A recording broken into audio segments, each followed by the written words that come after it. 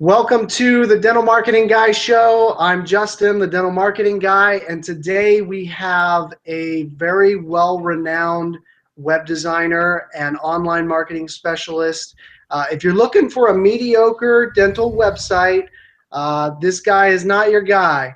But if you're looking for a great dental website, well, he's the owner and founder of greatdentalwebsites.com.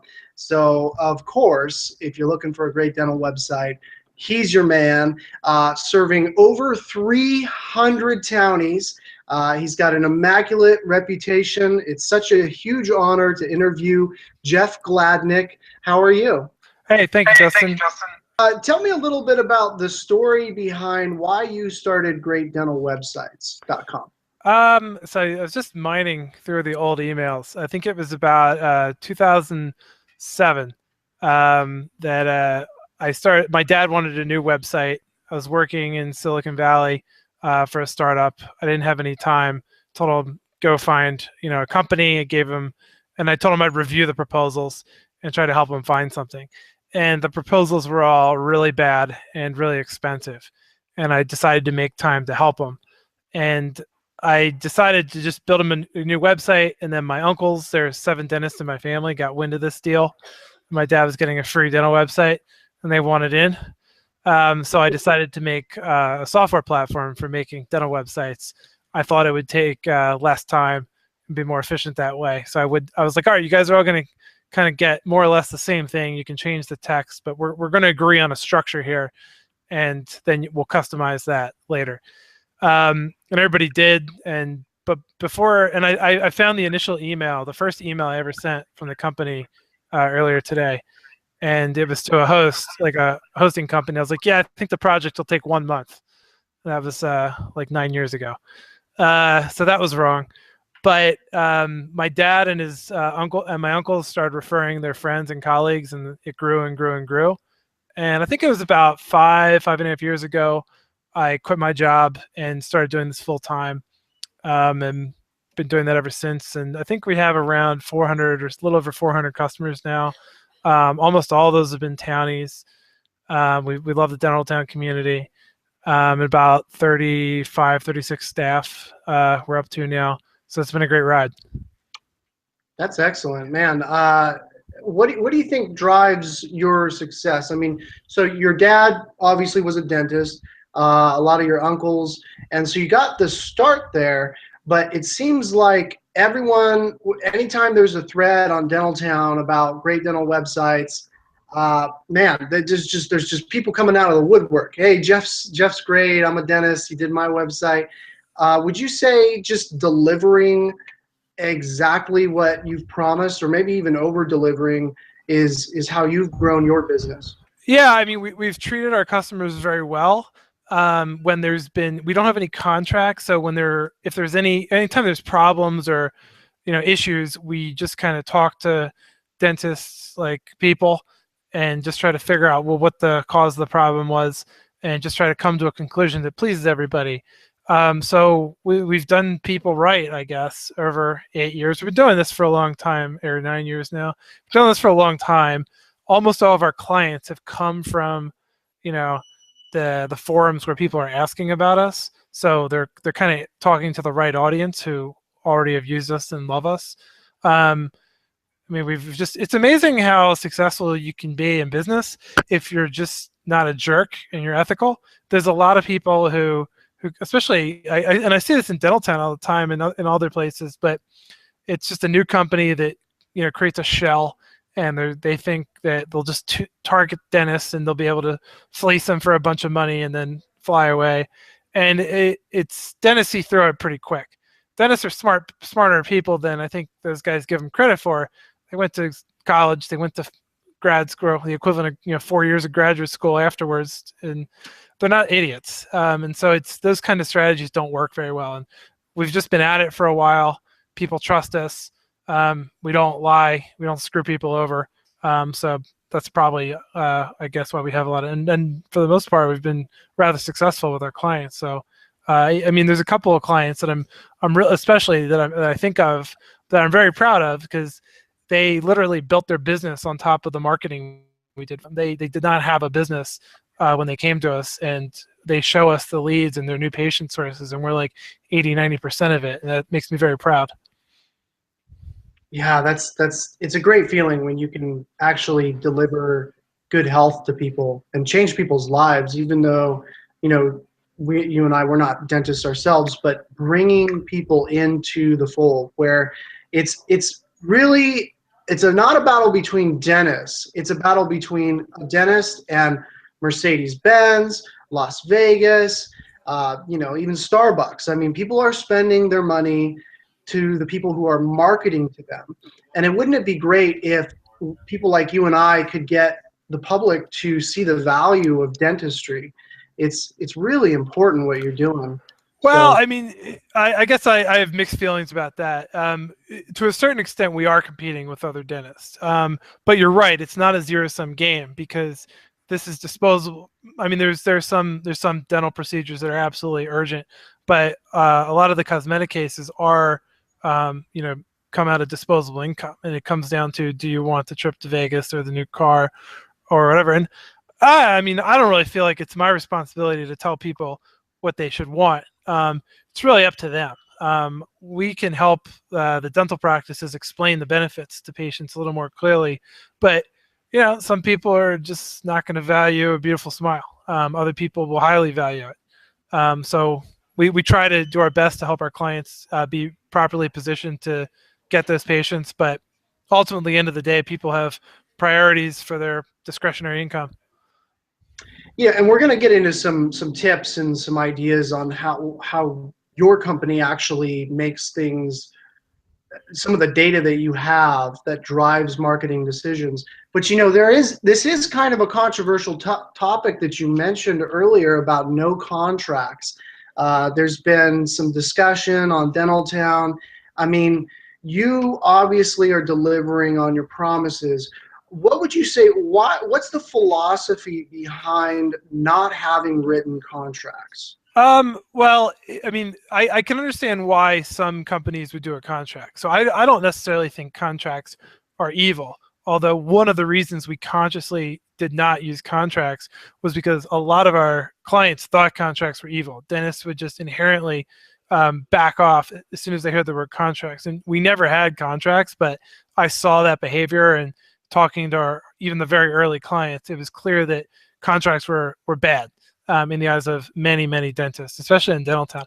I mean, the Dentaltown community has really influenced a lot of the decisions and business practices this company's done because they have been our customer base. So a lot of the things that the town community wanted were the policies that we adopted, and it was because there was such strong sentiment by townies.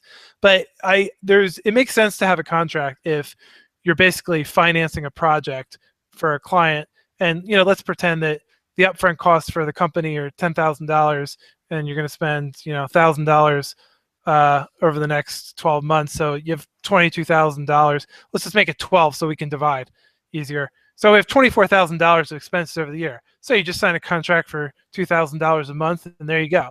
And then you have a lower upfront cost for the client, and everybody gets paid, and everybody's happy. I guess the downside comes with, and why a lot of dentists are hesitant to do that, is there's so many companies that they advertise the same services that we do that don't really deliver as well.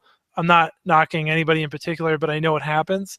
And so the contracts become this huge risk where you've committed to $24,000, and it becomes obvious after the first or second month that you're never going to get that, and this was all a lie.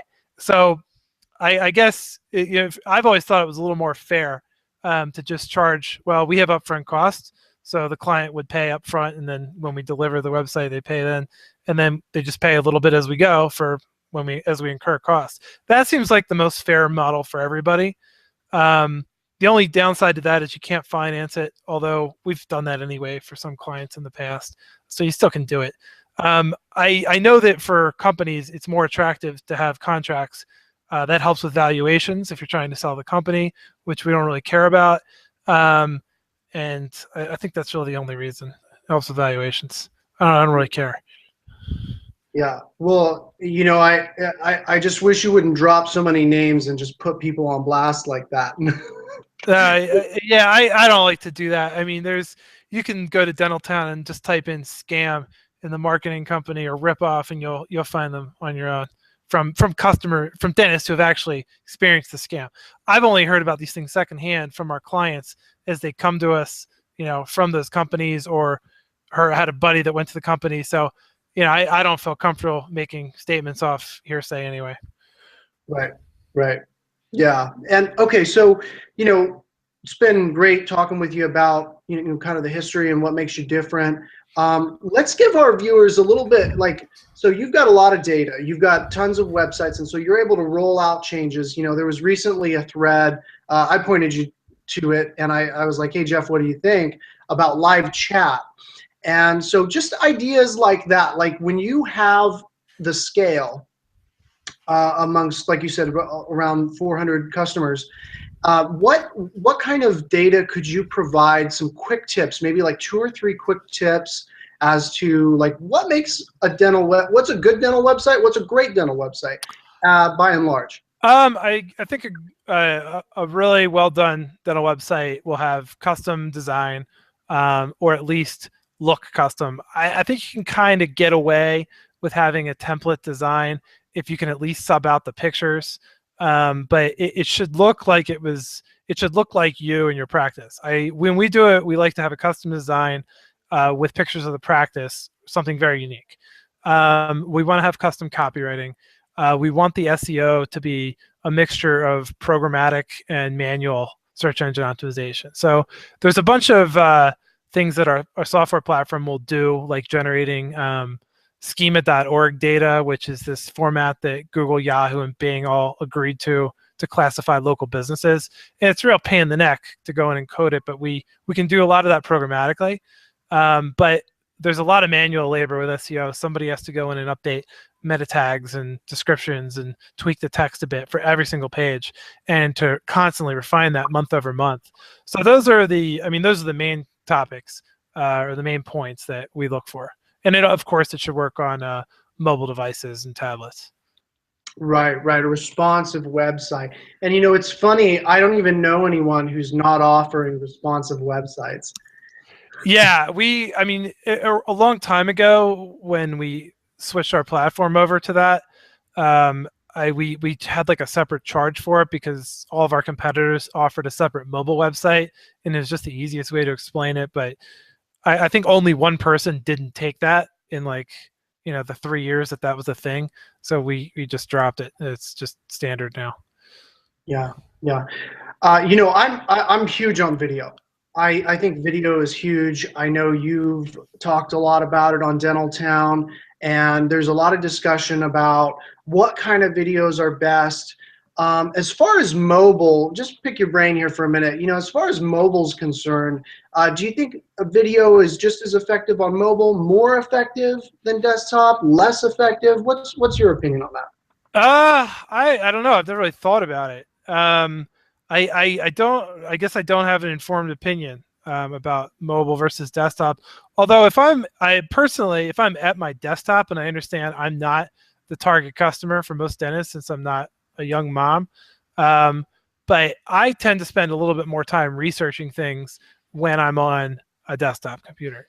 So I would think that I'd have more time to really watch a video on a desktop. And my personal video viewing habits are mostly on like a desktop computer. Like I'll sit at my desk and watch, documentary at home for an hour. Never done that on a mobile phone ever. I don't really, and I don't commute on a train, although we just got a train in Denver that goes past my house. So I may start doing that. But most of when I'm on a mobile phone, it's, walking somewhere at a stoplight, randomly checking it in a meeting. It's much quicker interactions than when I'm on a desktop computer doing my work. So I would guess that it'd be more useful on desktop, but I don't know off the top of my head. Yeah, yeah. What do you think? Well, here's a video that I just shot yesterday. It's going to be released in probably 2 or 3 weeks. I'm going to talk about a new ad platform. You may have heard of this. YouTube is going to do 6-second ads. They're called bumper ads at the beginning or the end, and they're not skippable. So right now you can skip ads on YouTube after 5 seconds, most of them. Yeah. And yeah, so they're going to do these 6-second ads that you can't skip. And the target audience, Google claims the reason why they're doing this is because of young mobile users and how they view YouTube videos. And if you have this 6-second ad right at the beginning, you can get your message in real quick. And there's actually some companies that are experimenting with it. It's supposed to come out in like May or something like that. Huh. Well, I Yeah. mean, that kind of fits with what I had in mind. You know, the people are watching clips and shorter stuff on video, so you need shorter ads. I know that, like, you know, if I'm trying to cook dinner or something, and you know my son needs attention, and I'm going to be a lazy parent, I'll put, you know, like garbage trucks. He loves garbage trucks on like my phone, and there's a couple of those videos that have like a 30-second ad. No, thank you. I'm not waiting for that. Go to the next one that has a skippable ad. So yeah, 6-second ad, that makes sense. Yeah, yeah, definitely.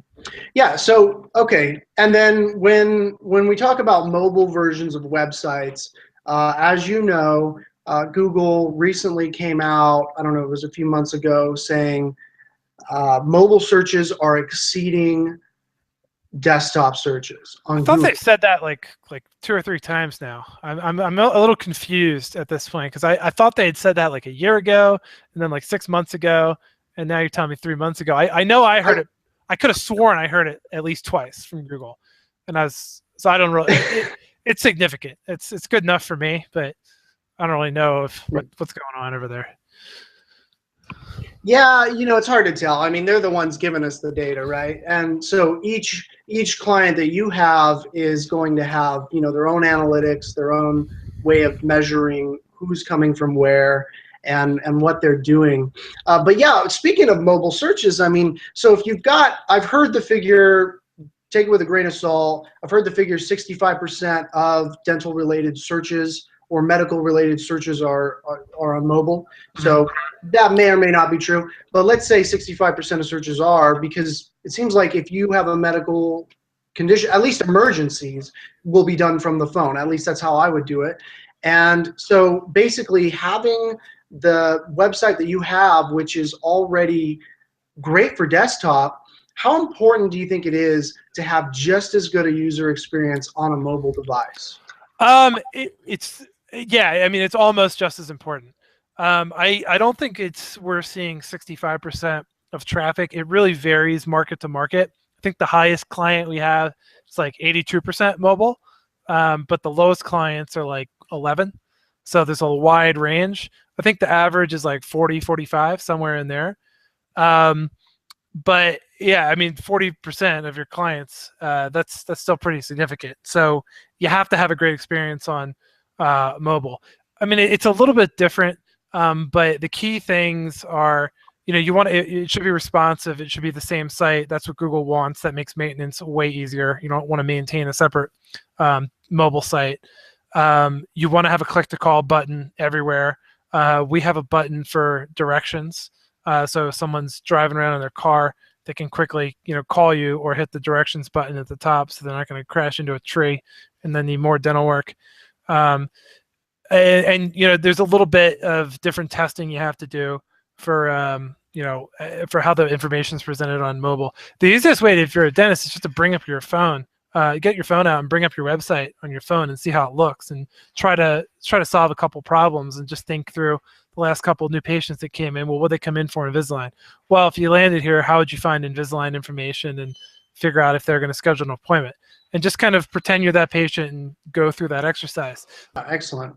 Well, let's to wrap it up, let's talk about maybe 3 quick tips. If you've learned anything, if you found this entertaining, hopefully we're able to educate you. But at the end of the day, if we remember only 3 quick tips, tell us what those are, Jeff. I think you absolutely need to have unique content on your site. So you know, don't buy canned content for any other reason than a stopgap, and that should be as short as possible. So you should be writing. I mean, you wouldn't believe how many comments we get from customers who tell us that patients came in and they were surprised that they said, I read every word on your website, or I read every word you had to say about whatever. They actually do read this. So either take the time to write the content yourself, or to work with a copywriter who's going to interview you and really learn what you're trying to say and express. So you do sound a little bit different. And then same thing with the media on your site. So pictures, you want before and after cases of your work, large, high quality before and after cases, not these tiny little thumbnails that, you know, were given to you for free by the marketing company that people can't really appreciate or understand what the heck happened, or get no context of the procedure. And those should have a kind of a personal story, that this young woman was embarrassed about the gap in her teeth, and you know, someone made a comment and she decided that she's finally going to do something about it, and we settled on veneers, and this was the result after one visit. You should try to tell a story. And same thing with video. I think video can be done for a lot cheaper than people think. I'm fine with having a professional video for like one professional video for the intro or the Meet the Doctor video. I think that's actually a rather good idea. For other videos, especially patient testimonial videos, I'd rather have the clients go cheap and record them on a cell phone, especially with the testimonials. You want those to, the purpose of that is authenticity. And you want to reinforce that, you know, you're trustworthy and you're going to do what you say, and look at all these other people. That's why you have testimonials, who can back up what I'm saying. So in my opinion, what you don't want is this studio quality Barbara Walters filter on these people, where there's no mistakes, everything's flawless. They've had like 4 or 5 takes on this. They're looking off camera somewhere. I want to see the person like they just got out of bed, their hair is disheveled, their necklace is askew, you know, they mispronounce a word, you know, they look very real. And then and then we like to have the dentist record videos about each service. And I think even those can be done on an iPhone these days if you can do it quietly and you have good lighting, and you can position the camera right. I think you can get away with that. At least many clients can. Those are things you could reshoot eventually with a professional, but in the beginning, just start small.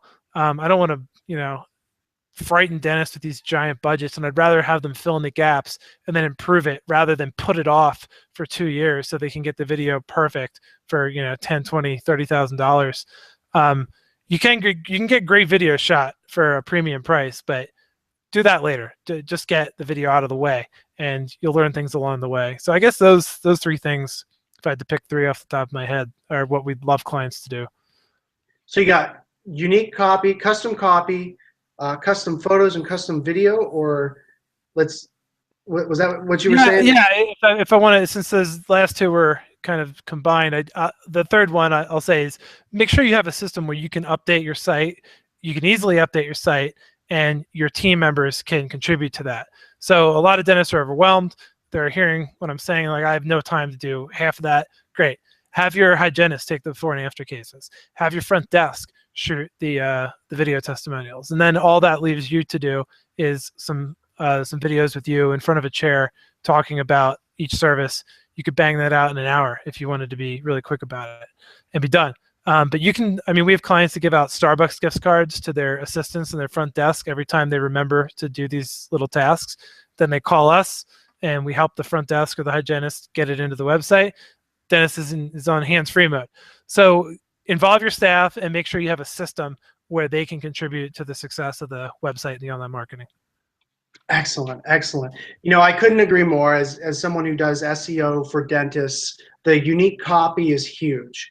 As far as conversions go, you know, unique copy may not be as important, but search engines are looking at you and they're saying, you know, is this person just plagiarizing? I mean, that's the real word. That's the fancy $50 word for duplicate copy. Yeah, duplicate content.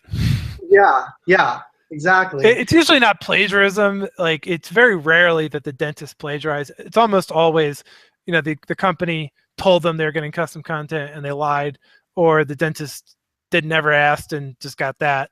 That's what it's very rarely is it actual plagiarism. Right. I was actually going to say that, you know, the intent of plagiarism may not be there, but the search engine bots know that. Completely agree. Yeah. Yeah, yeah. So Google looks at it and they're like, well, these people are not thought leaders. They're not contributing anything original. And then I think that's going for stock photos too. I mean, wow, people are really, really unimpressed with stock photos. I got to tell you, by and large, I'm sure your data shows this too. Stock photos are not anything impressive. And then the same thing with stock videos. I mean, those can be good for educating patients, I think.